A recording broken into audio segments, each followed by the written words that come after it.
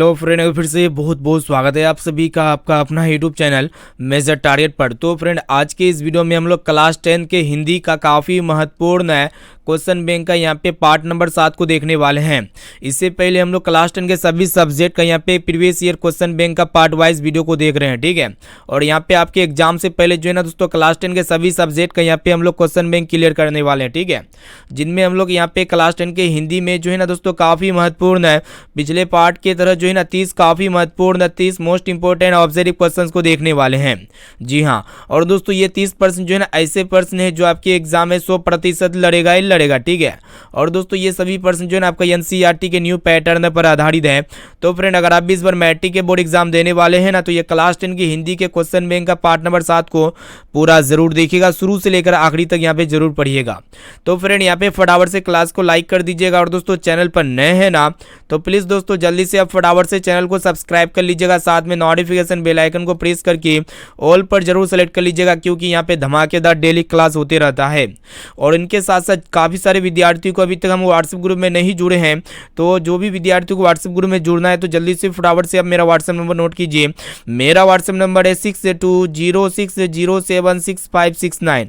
इस नंबर को सेव कीजिए, आप बोलिए कि सर हमें व्हाट्सएप ग्रुप में जोड़ दीजिए, तो हम जो है ना आपको व्हाट्सएप ग्रुप में जोड़ देंगे। और दोस्तों इस वीडियो में भी हम लोग 2011 से 2022 तक पूछे गए प्रश्न को सम्मिलित किए हैं, ठीक है, जो आपके बोर्ड एग्जाम के लिए काफ़ी इंपॉर्टेंट है।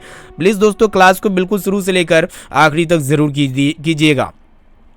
तो चलिए दोस्तों देखते हैं यहाँ पे आज के फर्स्ट प्रश्न से, जो कि आपके गत वर्ष में देख सकते हैं 2 बार पूछा जा चुका है। हम आपको जो है ना एक एक प्रश्न लाइव प्रूफ के साथ बताएंगे, ठीक है, कि कौन क्वेश्चन कितना इंपॉर्टेंट है और कितना बार पूछा जा चुका है। तो फ्रेंड आपको बताना है कि धरती कब तक घूमेगी, शीर्षक कहानी का कहानीकार कौन है, काफी इंपॉर्टेंट है। तो देख सकते हैं यहाँ पे गत वर्ष में 2 बार पूछा जा चुका है, 19 का दूसरा सीटिंग में, और दोस्तों यहाँ पे 21 का फर्स्ट सीटिंग में पूछा जा चुका है। यानी कि ये जो धरती कब तक घूमेगी जो है एक प्रकार का कहानी है, इनके कहानीकार कौन है, यानी कि इनके लेखक कौन है। तो यहाँ पे ऑप्शन ए में आपका दिया गया श्रीनिवास जी, या फिर सुजाता, और ऑप्शन सी में आपका दिया सोवरदैया, और ऑप्शन डी में आपका दिया गया सातकोड़ी होता, ठीक है। तो फ्रेंड आपको बता देते हैं धरती कब तक घूमेगी जो कहानी है, इनके कहानीकार कौन है, सोवरदैया, यानी कि यहाँ पे सी वाला ऑप्शन जो है ना बिल्कुल ही इसका राइट आंसर हो जाएगा। चलिए फ्रेंड देखते हैं यहाँ पे दूसरा नंबर प्रश्न, जो कि आपके बोर्ड एग्जाम के लिए काफी महत्वपूर्ण है 2023 के लिए, ठीक है। इसको भी अच्छी तरीके से याद कर लीजिएगा। तो यहाँ पे देख सकते हैं गत वर्ष में 19 का कंपार्टमेंटल में पूछा जा चुका है, और दोस्तों यही प्रश्न 2021 का फर्स्ट सीटिंग में भी पूछा गया था।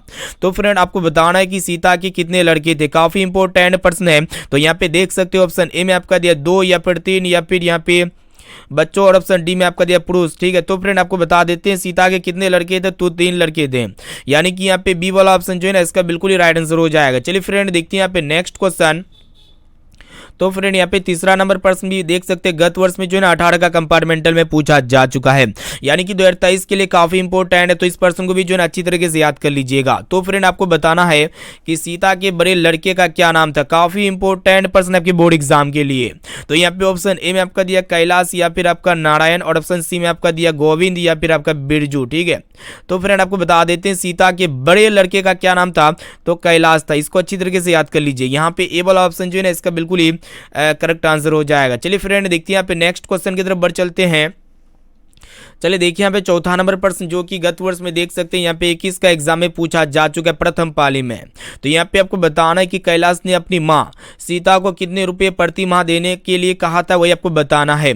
तो यहाँ पे देख सकते हो ऑप्शन ए में आपका दिया 50 रुपया, या फिर 100 रुपया, या फिर 60 रुपया, और ऑप्शन डी में आपका दिया गया है 80 रुपया। तो फ्रेंड कैलाश ने अपनी माँ सीता को कितने रुपये प्रति माह देने के लिए कहा था, तो 50 रुपये प्रति माह देने के लिए कहा था, यानी कि इसका ए वाला ऑप्शन जो है ना बिल्कुल ही करेक्ट आंसर हो जाएगा। चलिए देखते हैं यहाँ पे नेक्स्ट क्वेश्चन, जो कि आपके बोर्ड एग्जाम के लिए अत्यंत ही महत्वपूर्ण है। तो फ्रेंड यहाँ पे देख सकते हैं गत वर्ष में 18 का दूसरा सीटिंग में पूछा जा चुका है। तो यहाँ पे आपको बताना है कि नगर कहानी किस भाषा से अनुवादित है। तो देख सकते हैं यहाँ पे ऑप्शन ए में आपका दिया उड़िया, या फिर तमिल, और ऑप्शन सी में आपका दिया गुजराती, या फिर आपका कन्नड़, ठीक है। तो फ्रेंड आपको बता देते हैं ये जो नगर कहानी है ना किस भाषा से लिया गया है, किस भाषा से अनुवादित है।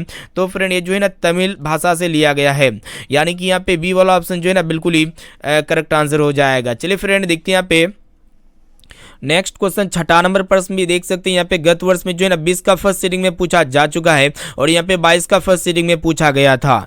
तो फ्रेंड आपको बताना है कि पपाती बेहोश क्यों हो गई थी, यानी कि पपाती बेहोश क्यों पड़ी थी, वही आपको बताना है। तो यहाँ पे ऑप्शन ए में आपका दिया सिर दर्द के कारण, या फिर तेज बुखार के कारण, या फिर चोट लगने के कारण, और ऑप्शन डी में आपका दिया गया है पेट दर्द के कारण। तो फ्रेंड आपको बता देते पपाती बेहोश क्यों हो गई थी, तो तेज बुखार होने के कारण हो गई थी। यानी कि इसका बी वाला ऑप्शन जो है ना बिल्कुल ही करेक्ट आंसर हो जाएगा। चलिए फ्रेंड देखते हैं यहाँ पे 7 नंबर प्रश्न आपको बताना है कि I want that girl admitted now किसने कहा था। काफी इंपॉर्टेंट प्रश्न है और ये भी प्रश्न जो है ना 2020 का दूसरा सीटिंग में पूछा जा चुका है। तो यहाँ पे ऑप्शन ए में आपका दिया छोटे डॉक्टर ने या फिर बड़े डॉक्टर ने या फिर प्रशिक्षु डॉक्टर ने या फिर नर्स ने। ठीक है, तो फ्रेंड आपको बता देते हैं यहाँ पे जो कहा था ना I want that girl admitted now, तो ये किसने कहा था, तो बड़े डॉक्टर जी ने कहा था। यानी कि इसका बी वाला ऑप्शन जो है ना बिल्कुल ही करेक्ट आंसर हो जाएगा। चलिए फ्रेंड देखते हैं यहाँ पे नेक्स्ट क्वेश्चन की तरफ बढ़ चलते हैं। चलिए देखिए यहाँ पे 8वां नंबर प्रश्न जो कि देख सकते हैं यहाँ पे 18 का जो है ना फर्स्ट सीटिंग में पूछा जा चुका है। तो फ्रेंड आपको बताना कि पपाती को क्या हुआ था, काफी इंपॉर्टेंट प्रश्न है। तो यहाँ पे देख सकते हो ऑप्शन ए में आपका दिया गया बुखार यानी कि मेनिंजाइटिस या फिर महस्मती या फिर आंख में दर्द या फिर पेट में दर्द। ठीक है, तो फ्रेंड आपको बता देते पपाती को क्या क्या हुआ था, तो पेट में दर्द हुआ था। ठीक है, यानी कि यहाँ पे जो है ना ऑप्शन नंबर डी इसका बिल्कुल ही करेक्ट आंसर हो जाएगा। तो फ्रेंड ये भी प्रश्न जो है ना आपके बोर्ड एग्जाम के लिए अत्यंत ही महत्वपूर्ण है। ठीक है, चलिए देखते हैं यहाँ पे नेक्स्ट क्वेश्चन आपको बताना है कि पपाती कितने साल की थी। काफी इंपॉर्टेंट प्रश्न आपके बोर्ड एग्जाम के लिए और दोस्तों ये भी प्रश्न जो है ना आपके बोर्ड एग्जाम में पूछे जाएंगे। तो देख सकते हैं यहाँ पे 20 का जो है ना फर्स्ट सीटिंग में पूछा जा चुका है और इस तरह के प्रश्न आपके बोर्ड एग्जाम में पूछे ही जाते। ठीक है, इसलिए कोशिश कीजिएगा एक एक क्वेश्चन का आंसर जो है ना आप हमें कमेंट सेक्शन में जाके जरूर बताइए। तो फ्रेंड यहाँ पे जो प्रश्न कर रहा था क्या कर रहा था कि पपाती को क्या हुआ था। ठीक है, तो पपाती को क्या हुआ था, मेनिंजाइटिस हुआ था यानी कि बुखार हुआ था। ठीक है, यहाँ पे पेट में दर्द नहीं हुआ था, यानी कि यहाँ पे ए वाला ऑप्शन इसका जो है ना बिल्कुल ही करेक्ट आंसर हो जाएगा। चलिए देखते हैं यहाँ पे आपको बताना कि पपाती कितने साल की थी, तो पपाती 12 साल की थी। ठीक है, काफी इंपॉर्टेंट ये भी प्रश्न आपके बोर्ड एग्जाम के लिए, यानी कि यहाँ पे ए वाला ऑप्शन जो है ना बिल्कुल ही करेक्ट आंसर हो जाएगा। चलिए फ्रेंड देखते हैं यहाँ पे नेक्स्ट क्वेश्चन की तरफ बढ़ चलते हैं। तो फ्रेंड यहाँ पे 10 नंबर प्रश्न जो कि आपके गत वर्ष में देख सकते हैं यहाँ पे 21 का फर्स्ट सीटिंग में पूछा जा चुका है, यानी कि 2023 के एग्जाम में पूछे जाएंगे। तो यहाँ पे आपको बताना है कि धरती कब तक घूमेगी शीर्षक कहानी में किसे महसूस होने, यहाँ पे देखिएगा धरती कब तक घूमेगी शीर्षक कहानी में किसे महसूस होने लगा कि आकाश अनंत नहीं है। काफी इंपॉर्टेंट प्रश्न आपके बोर्ड एग्जाम के लिए। तो फ्रेंड सीता को जो है ना महसूस होने लगा था, यानी कि यहाँ पे डी वाला ऑप्शन जो है ना इसका बिल्कुल ही करेक्ट आंसर हो जाएगा। चलिए देखते हैं यहाँ पे नेक्स्ट क्वेश्चन जो कि आपके बोर्ड एग्जाम के लिए बहुत इंपॉर्टेंट है। यहाँ पे आपको बताना है कि किस दिन सीता को लगा कि लाइसी बिल्कुल फीकी है। काफी महत्वपूर्ण है, किसका दूसरा सीटिंग में पूछा जा चुका है। तो फ्रेंड आपको बता देते हैं नाहर सिंह जी वाले दिन लगा था कि लाइसी बिल्कुल फीकी है, यानी कि इसका ए वाला ऑप्शन जो है ना बिल्कुल ही करेक्ट आंसर हो जाएगा। चलिए फ्रेंड देखते हैं यहाँ पे नेक्स्ट क्वेश्चन जो कि गत वर्ष में देख सकते हैं यहाँ पे जो है ना 22 का प्रथम सीटिंग में पूछा जा चुका है, यानी कि प्रथम पाली में पूछा गया था। तो यहाँ पे आपको बताना है कि धरती कब तक घूमेगी कैसी कहानी है। तो देख सकते हैं यहाँ पे ऑप्शन ए में आपका धार्मिक या फिर राजनीतिक या फिर आंचलिक या फिर सामाजिक। ठीक है, तो फ्रेंड ये धरती कब तक घूमेगी यह सामाजिक कहानी है, यानी कि यहाँ पे जो है ना डी वाला ऑप्शन बिल्कुल ही करेक्ट आंसर हो जाएगा। चलिए फ्रेंड देखते हैं यहाँ पे नेक्स्ट क्वेश्चन 13 नंबर प्रश्न भी बहुत ही इंपॉर्टेंट है। तो यहाँ पे आपको बताना है कि अगले दिन सीता ने क्या किया। तो देख सकते हैं यहाँ पे 22 का फर्स्ट सेटिंग में पूछा जा चुका है। तो यहाँ पे ऑप्शन ए में आपका दिया घर छोड़ दी या फिर रोने लगी थी या फिर काम करने लगी थी या फिर बिज्जू के पास चली गई थी। ठीक है, तो अगले दिन सीता ने क्या किया दोस्तों, घर छोड़ दी थी, यानी कि यहाँ पे ए वाला ऑप्शन जो है ना इसका बिल्कुल ही करेक्ट आंसर हो जाएगा। चलिए फ्रेंड देखते हैं यहाँ पे नेक्स्ट क्वेश्चन की तरफ बढ़ चलती है जो कि आपके गत वर्ष में देख सकते हैं 21 का प्रथम पाली में पूछा जा चुका है। तो फ्रेंड यहाँ पे प्रश्न ये है कि आपको बताना है कि माँ के लिए कौन सा मतलब आराध्य देव बन गया था। ठीक है, तो माँ के लिए कौन सा माँ आराध्य देव बन गया था वही आपको बताना है। तो यहाँ पे देख सकते हो ऑप्शन ए में आपका दिया माघ माँ या फिर यहाँ पे दोस्तों यहाँ पे ऑप्शन गलत हो गया है। तो यहाँ पे माँ के लिए कौन सा माँ आराध्य देव बन गया था, तो यहाँ पे ऑप्शन बी में कर लीजिएगा दोस्तों अघन माँ। क्या कीजिएगा यहाँ पे ऑप्शन बी में अघन माँ कर लीजिएगा। ठीक है, तो यहाँ पे ऑप्शन जो है ना मिस्टेक हो चुका है। ठीक है, तो यहाँ पे माँ के लिए जो है ना दोस्तों अघन माँ आराध्या देव बन गया था। ठीक है, यहाँ पे बी वाला ऑप्शन इसका राइट आंसर हो जाएगा। चलिए देखते हैं यहाँ पे नेक्स्ट क्वेश्चन जो कि आपकी बोर्ड एग्जाम के लिए अत्यंत महत्वपूर्ण है। तो फ्रेंड आपको बताना है कि मंगू कब से पागल है। तो देख सकते हैं यहाँ पे 22 का जो है ना फर्स्ट सीटिंग में पूछा जा चुका है। तो फ्रेंड मंगू जो है ना कब से पागल थी, तो जन्म से ही पागल है, यानी कि यहाँ पे डी वाला ऑप्शन जो है ना बिल्कुल ही करेक्ट आंसर हो जाएगा। चलिए फ्रेंड देखते हैं यहाँ पे 16 नंबर प्रश्न क्या करा है कि यहाँ पे आपको बताना है कि तुलनात्मक व्याकरण किसकी रचना है। तो देख सकते हैं यहाँ पे 21 का फर्स्ट सेटिंग में पूछा जा चुका है। तो फ्रेंड ये तुलनात्मक रचना किसकी रचना है, सातकुरी होता का या फिर सुजाता का या फिर आपका कॉलडेव वेल का या फिर सवर्दैया का। तो हम आपको बता देते हैं ये जो तुलनात्मक व्याकरण है ना दोस्तों किसकी रचना है वही आपको बताना है। तो कॉल्डवेल का रचना है, इसको अच्छी तरीके से याद कर लीजिए। यहाँ पे सी वाला ऑप्शन जो है ना इसका बिल्कुल ही करेक्ट आंसर हो जाएगा। चलिए फ्रेंड है यहाँ पे ज़्यादा से ज़्यादा कोशिश कीजिएगा, आप ही जो है ना एक एक क्वेश्चन का आंसर आप हमें कमेंट सेक्शन में जाके जरूर बता दीजिएगा। चलिए देखते हैं यहाँ पे 17 नंबर प्रश्न जो कि काफ़ी महत्वपूर्ण है। यहाँ पे 22 का दूसरा सेटिंग में पूछा जा चुका है। तो यहाँ पे आपको बताना है कि कहानीकार सुजाता का असली नाम क्या है। तो यहाँ पे देख सकते हो ऑप्शन ए में आपका दिया गया है एम रंगराजन या फिर एस रंगराजन या फिर एल रंगराजन या फिर एन रंगराजन। ठीक है, तो फ्रेंड आपको बता देते हैं कहानीकार सुजाता का जो असली नाम है ना दोस्तों क्या नाम है वही आपको बताना, तो यस रंगराजन है। ठीक है, इसको अच्छी तरीके से याद कर लीजिए। यानी कि यहाँ पे बी वाला ऑप्शन जो है ना इसका बिल्कुल ही करेक्ट आंसर हो जाएगा। चलिए फ्रेंड देखते हैं यहाँ पे ये भी प्रश्न बहुत ही इंपॉर्टेंट है। यहाँ पे देख सकते हैं यहाँ पे 22 का फर्स्ट सीटिंग में पूछा जा चुका है। तो फ्रेंड आपको बताना है कि लौट कर आऊँगा फिर शीर्षक कविता किनकी रचना है। तो यहाँ पे ऑप्शन ए में आपका दिया गया जीवनानंद दास की या फिर वीरेंद्र डंगवाल की या फिर प्रेम घन की, और ऑप्शन डी में आपका दिया गया कुंवर नारायण जी की। ठीक है, तो फ्रेंड है ये जो लौट कर आऊँगा फिर कविता है ना किसकी रचना है, तो जीवनानंद दास की रचना है। यानी कि यहाँ पे ए वाला ऑप्शन जो है ना इसका बिल्कुल ही करेक्ट आंसर हो जाएगा। चलिए फ्रेंड देखते हैं यहाँ पे नेक्स्ट क्वेश्चन की तरफ बढ़ चलते हैं जो कि आपके बोर्ड एग्जाम के लिए बहुत इंपॉर्टेंट है। तो देख सकते हैं यहाँ पे गत वर्ष में जो है ना 18 का दूसरा सीटिंग में पूछा जा चुका है। तो यहाँ पे आपको बताना है कि लौट कर आऊँगा फिर कविता किस कवि द्वारा भाषांतरित की गई है वही आपको बताना है। ठीक है, तो यहाँ पे देख लेते हो ऑप्शन ए में आपका दिया जीवनानंद दास के द्वारा या फिर विनीत कुमार शुक्ल के द्वारा या फिर प्रयोग शुक्ल के द्वारा या फिर कुंवर नारायण जी के द्वारा। ठीक है, तो फ्रेंड आपको बता देते हैं ये जो लौट कर आऊँगा फिर कविता है ना ये मतलब कवि द्वारा भाषांतरित की गई है, तो ये जीवनानंद कवि के द्वारा भाषांतरित की गई है। यानी कि यहाँ पे ए वाला ऑप्शन जो है ना बिल्कुल ही राइट आंसर हो जाएगा। चलिए फ्रेंड यहाँ पे 20 नंबर प्रश्न भी आपके बोर्ड एग्जाम के लिए बहुत इंपॉर्टेंट है। तो फ्रेंड यहाँ पे देख सकते हैं यहाँ पे 22 का जो है दूसरा सीटिंग में पूछा जा चुका है। तो यहाँ पे आपको बताना है कि जीवनानंद दास का जन्म कब हुआ था, काफी इंपॉर्टेंट प्रश्न है। तो फ्रेंड जीवनानंद दास का जन्म कब हुआ था, तो 1899 ईस्वी में हुआ था। ठीक है, यहाँ पे सी वाला ऑप्शन जो है ना इसका बिल्कुल ही राइट आंसर हो जाएगा। चलिए फ्रेंड देखते हैं यहाँ पे अगले प्रश्न की तरफ बढ़ चलते हैं। देखिएगा 21 नंबर प्रश्न यहाँ पे 19 का फर्स्ट सीटिंग में पूछा जा चुका है। तो फ्रेंड आपको बताना है कि मेरे बिना तुम प्रभु के लेखक कौन है, काफी इंपॉर्टेंट है।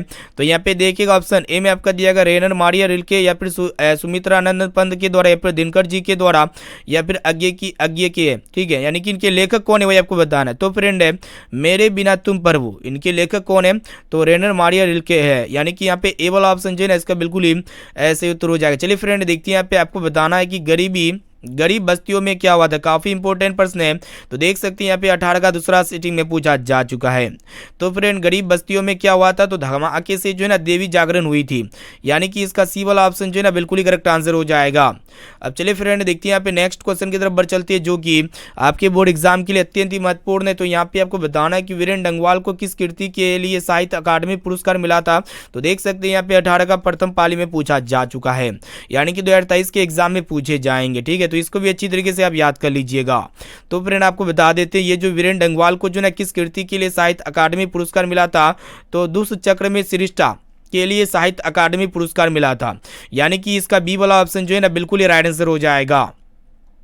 चलिए फ्रेंड देखते हैं यहाँ पे नेक्स्ट क्वेश्चन 24 नंबर प्रश्न भी बहुत इंपॉर्टेंट है। तो देख सकते हैं यहाँ पे 18 का प्रथम पाले में पूछा जा चुका है। तो यहाँ पे आपको बताना है कि प्रदेश की विद्या पढ़ने का क्या परिणाम है। तो यहाँ पे देख सकते हो ऑप्शन ए में आपका दिया सभी बुद्धि मतलब सबकी बुद्धि भारतीय हो गई थी या फिर सबकी बुद्धि विदेशी हो गई थी या फिर सबकी बुद्धि आध्यात्मिक हो गई थी या फिर उपयुक्त सभी। ठीक है, तो प्रदेश की विद्या पढ़ने का क्या परिणाम है दोस्तों, क्या परिणाम हुआ था, तो सबकी बुद्धि क्या होगी, तो बुद्धि विदेशी हो गई थी। इसीलिए यहाँ पे बी वाला ऑप्शन जो है ना बिल्कुल ही राइट आंसर हो जाएगा। चलिए फ्रेंड देखते हैं यहाँ पे नेक्स्ट क्वेश्चन की तरफ बढ़ चलती है जो कि आपके बोर्ड एग्जाम के लिए अत्यंत ही महत्वपूर्ण है। यहाँ पे 25 नंबर प्रश्न ये करा है कि आपको बताना है कि कवि वीरेंद्र डंगवाल के अनुसार जीवन में महत्वपूर्ण क्या है। तो देख सकते हैं यहाँ पे जो है ना 22 का दूसरा सीटिंग में पूछा जा चुका है। तो यहाँ पे ऑप्शन ए में आपका दिया गया आराम या फिर नींद या फिर घूमना या फिर आपका संघर्ष। ठीक है, तो फ्रेंड कवि वीरेंद्र डंगवाल के अनुसार जीवन में सबसे महत्वपूर्ण क्या है, संघर्ष है। यानी कि यहाँ पे डी वाला ऑप्शन जो है ना इसका बिल्कुल ही राइट आंसर हो जाएगा। चलिए फ्रेंड देखते हैं यहाँ पे 26 नंबर प्रश्न प्रश्न भी बहुत ही इंपॉर्टेंट आपके बोर्ड एग्जाम के लिए। तो यहाँ पे आपको बताना है कि हिंदी कविता में प्रयोगवाद का सूत्रपात किया, यानी कि किसने किया। तो यहाँ पे देख सकते हैं 19 का जो है ना दूसरा सिटिंग में पूछा जा चुका है। तो फ्रेंड हिंदी कविता में प्रयोगवाद का सूत्रपात किसने किया था वही आपको बता देना है। तो फ्रेंड यहाँ पे इसका जो सही और सटीक आंसर हो जाएगा ना, क्या हो जाएगा वही आपको बताना है, ठीक है। यहाँ पे 26 नंबर प्रश्न भी बहुत इंपॉर्टेंट है। तो हिंदी कविता में प्रयोगवाद का जो सूत्रपात किसने किया था, तो अज्ञे जी ने किया था, यानी कि यहाँ पे डी वाला ऑप्शन जो है ना इसका बिल्कुल ही राइट आंसर हो जाएगा। चलिए फ्रेंड देखते हैं यहाँ पे नेक्स्ट क्वेश्चन जो कि बहुत इंपॉर्टेंट है। तो फ्रेंड आपको बताना है कि हिरोशिमा पार्ट में नगर के चौक पर निकलने वाला सूरज क्या है, काफी इंपॉर्टेंट प्रश्न है। तो यहाँ पे 18 का कंपार्टमेंटल में पूछा जा चुका है। तो यहाँ पे ऑप्शन ए में आपका दिया गया है आग का गोला या फिर परमाणु बम या फिर मिसाइल, और ऑप्शन डी है रॉकेट, ठीक है। तो हिरोशिमा पार्ट में नगर के चौक पर निकलने वाला जो सूरज है ना दोस्तों क्या है वही आपको बताना है, तो परमाणु बम है, यानी कि यहाँ पे इसका बी वाला ऑप्शन जो है ना बिल्कुल ही करेक्ट आंसर हो जाएगा। चलिए देखते हैं यहाँ पे नेक्स्ट क्वेश्चन आपको बताना है कि दुर्दांत मानवीय विभीषिका का चित्रण करने वाली कविता है। तो देख सकते हैं यहाँ पे 19 का फर्स्ट सीटिंग में पूछा जा चुका है।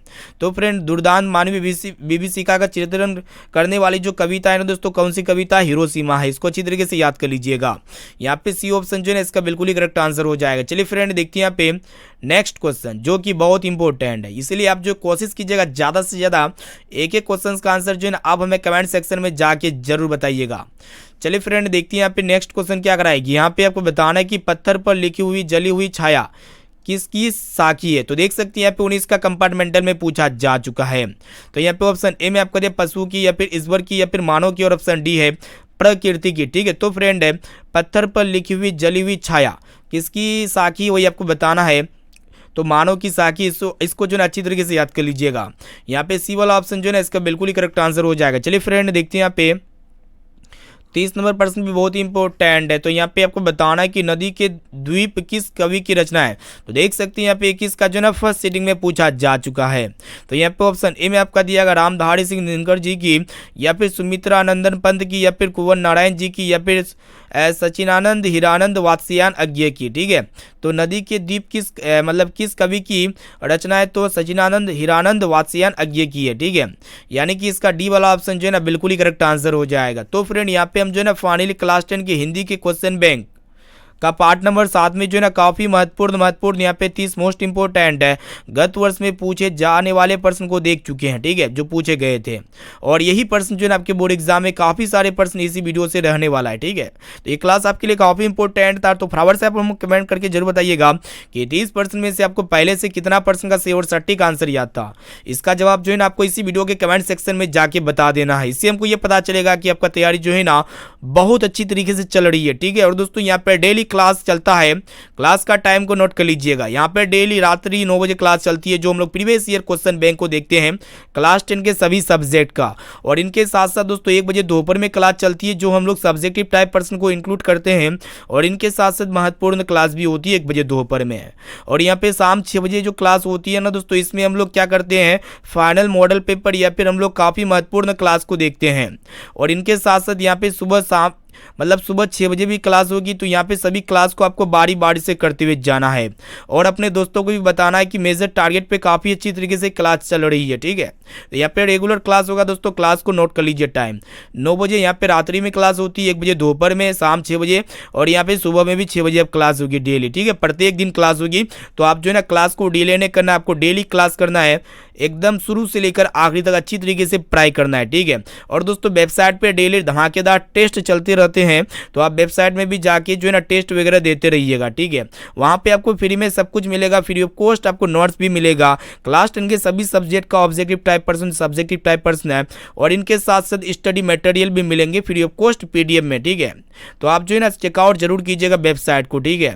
तो जिस भी विद्यार्थी को वेबसाइट के बारे में पता नहीं है, तो आप सबसे पहले हमारे व्हाट्सएप नंबर को लीजिए। मेरा व्हाट्सएप नंबर है 6206076569। इस नंबर को सेव कीजिए। आप बोले कि सर हमें व्हाट्सएप ग्रुप में जोड़ दीजिए, तो हम जो है ना आप सभी को व्हाट्सएप ग्रुप में जोड़ देंगे, ठीक है। तो फिर मिलते हैं यहाँ पे कल यहाँ पे 1 बजे दोपहर में मिलते हैं, ठीक है दोस्तों। ये 1 बजे दोपहर में काफ़ी महत्वपूर्ण क्लास होगा, जो आप लोग जरूर कीजिएगा दोस्तों। फिर मिलते हैं यहाँ पे अगले क्लास में। जब तक आप अपने सेल्फ स्टडी में ध्यान दीजिए। वंदे मातरम।